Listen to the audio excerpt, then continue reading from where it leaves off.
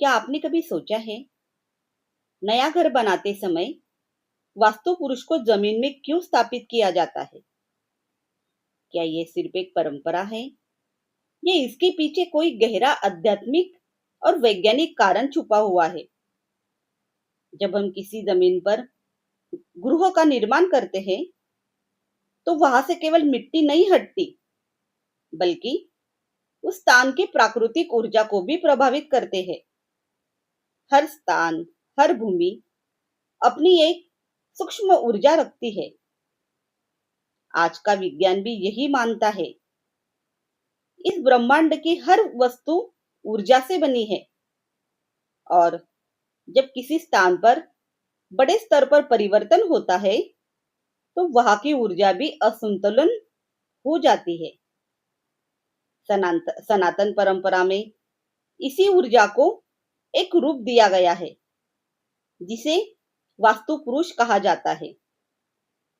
पुराणों में भी वर्णन है कि एक विशाल ऊर्जा उत्पन्न हुई थी, जो निरंतर बढ़ रही थी, जिसे नियंत्रित करने के लिए सभी देवता मिलकर भी उसे नियंत्रित नहीं कर रहे थे।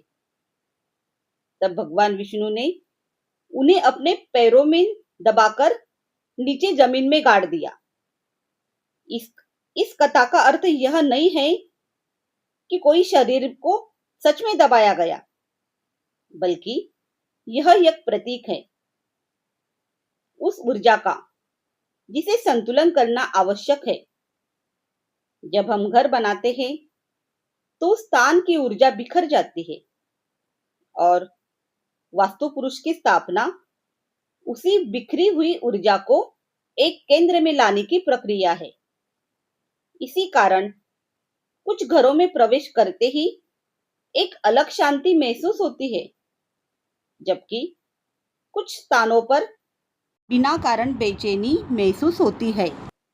इसलिए वास्तु पुरुष को जमीन में स्थापित करना सिर्फ एक धार्मिक क्रिया नहीं है, बल्कि यह उस स्थान की ऊर्जा को संतुलन करने का एक प्राचीन विज्ञान है। क्योंकि घर केवल दीवारों का ढांचा नहीं है, वह एक जीवंत ऊर्जा का केंद्र होता है।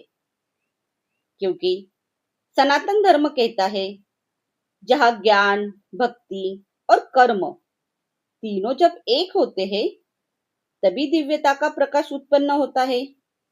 और यही हमारा पथ है, अपना कदम सनातन की ओर।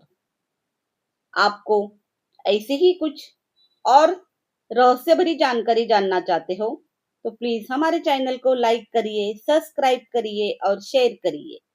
धन्यवाद।